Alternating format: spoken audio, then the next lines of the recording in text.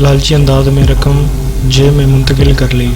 कौन से कागजात साइन करवाने हैं आपने? मालूम नहीं, ये फ़ाइल सेठ साहब ने मेरे हवाले की है। शेर खान ने हाथ में मौजूद फ़ाइल की तरफ इशारा करते हुए सरीहन झूठ बोला। बाकी सेठ साहब जाने और इसका काम। बिल्कुल जी, बड़ों के काम तो बड़े जाने। थानेदार ने खुश आमदाना अंदाज में इसकी हाँ में हाँ मिलाई। बहरहाल आप जाएं, चाय के आने तक दस्तखत करवा लाएं। और शेर खान असबात में सर हिलाता हुआ हवालात की तरफ बढ़ गया। इसे देखकर इस्माइल के बदन में कोई जुम्बिश नहीं हुई और वो उसी तरह बेतासुर चेहरा लिए बैठा रहा। कैसे हो भाई? शेर खान ने इसे मतवजा किया, मगर इस्माइल खामोश रहा। शेर खान ने कहा, मैं तुम्हारी बहन का पैगाम लाया हूँ। और इस मर्तबा वो अपनी कोशिश में कामयाब रहा। इस्माइल तीर की तरह हवालात के दरवाजे की तरफ बढ़ा। कहाँ है वो? इसके लहजे में बेताबी थी। फिलहाल तो बिल्कुल ठीक है, इसकी जान भी महफूज है और इज्जत भी, मगर इस वक्त तक जब तक तू चाहे। क्या मतलब वाज़ेह है, हमारी हदायत पर अमल करोगे तो वो महफूज रहेगी, और इसके बरक्स होने की सूरत में तूने सेठ साहब की ताकत देख ली होगी। इसका मतलब है मेरा अंदाज़ा ठीक था। सारा फाजिल खान का किया धरा है, यकीनन इसी का किया हुआ है। जब तुम जैसे दो टके के आदमी सेठ फाजिल के मुंह पर थप्पड़ मारने लग जाएं तो तेरा क्या ख्याल है? वो चिपका बैठा रहेगा? घटिया इंसान है और घटिया अंदाज में बदला लिया है इसने। मैं इसे छोड़ूंगा नहीं।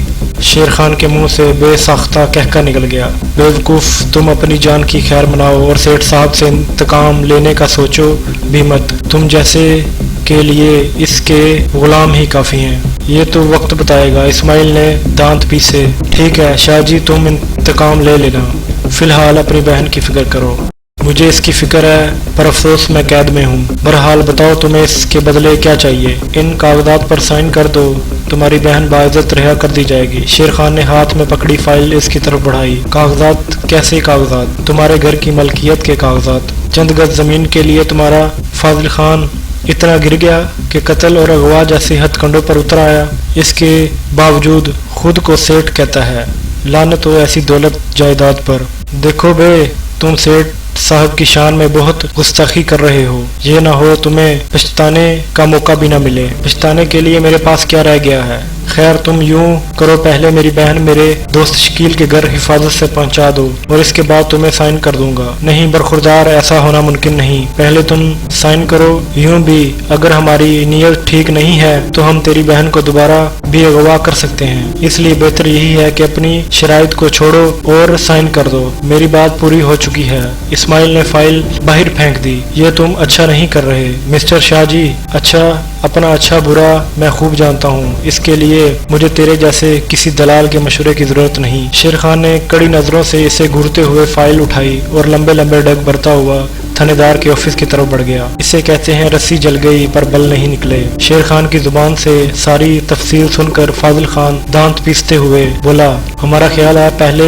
वाला सबक इसके लिए काफी नहीं था। सेठ साहब, अभी तो आपने इसकी अकड़ नहीं देखी। वो तो पट्टे पर हाथ नहीं धरने दे रहा। धीरज धीरज शेरे, सब ठीक हो जाएगा। तुझे हमारी आदत का तो पता है ना कि हमें गुस्सा नहीं आता। वो तो ठीक है सेठ साहब, पर मुझसे तो आपकी शान में गुस्ताही बर्दाश्त नहीं होती। शेर खान के लहजे में खुशामद कूट कूट कर भरी थी। यूं कि वो दोबारा थानेदार के पास चले जाओ, इसे कहो कि आज रात के लिए इस्माइल को हमारे हवाले कर दे, सुबह सवेरे इसे बखैरियत वापस कर देंगे। इसे अभी ले आऊं यहाँ? नहीं, लाना रात को है। ठीक है सेठ साहब। शेर खान सलाम कहते हुए बाहर निकल गया। इसके जाने के बाद थोड़ी देर तो फाजिल खान किसी सोच में गुम रहा, फिर तपाही पर रखा फोन उठाकर एक नंबर डायल करने लगा। हेलो। कॉल अटेंड होते ही वो बोला, जी सेठ साहब हुक्म करें। ठेकेदार, फिलहाल हमारा काम मोखर कर दो क्योंकि कुछ पेचीदगियां पैदा हो गई हैं। चंद दिन बाद शुरू करना, जैसी आपकी मर्जी सेठ साहब, बस शुरू करने का हुक्म दे देना। ओके कहकर इसने रिसीवर क्रेडल पर रख दिया। अम्मी कुछ पैसे पड़े होंगे? शकील ने किचन में मसरूफ माँ से पूछा। क्या करना है पुत्र? वो अम्मी आपको तो पता है ना इस्माइल के साथ कितना जुल्म हुआ है। वो तो मेरा इरादा है कम से कम इस गरीब के लिए कोई वकील ही कर लूं। हाय हाय लड़के, जला तो नहीं हुआ? तुझे किसने कहा वो बेकसूर है? पूरी दुनिया झूठी है क्या? और पुलिस वालों ने खुद उसे रंगे हाथों पकड़ा है। कोई जरूरत नहीं पराई आग में कूदने की। मगर अम्मी वो मेरा दोस्त है। और दोस्त है तो क्या हुआ? جاؤ جیل میں حال چال پوچھ لو، اور کیا تو کوئی لینڈ لارڈ ہے؟ اس کے لیے اپنی جیب سے رقم خرچ کرے گا اور وکیل کرے گا؟ یہاں پر 2 وقت کی روٹی پوری کرنا مشکل ہوا اور صاحبزادے چلے پرائے جھگڑے نمٹانے۔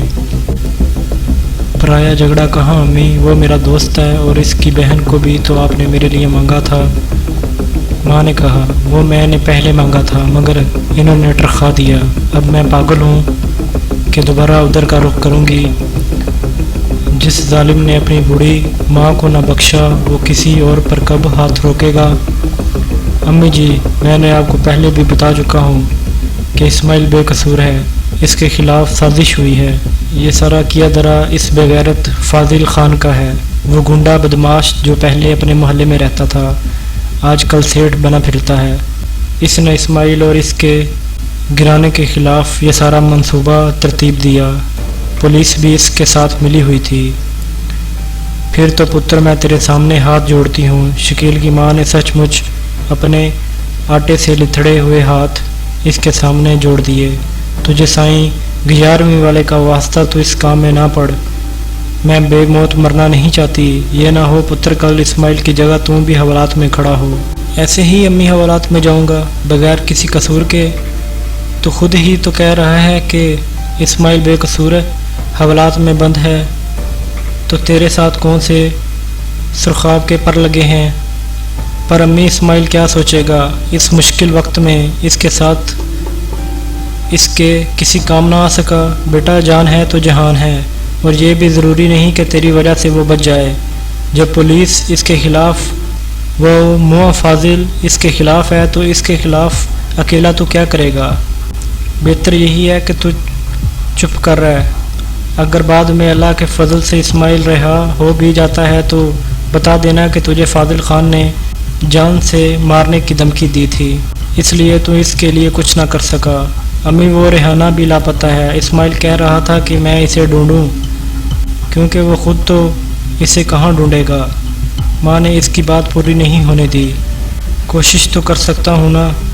کوشش کرنے کی کوئی ضرورت نہیں سمجھے۔ اول تو اس نے ملنا نہیں، اگر وہ مل بھی گئی تو تیرے قابل کہاں ہوگی؟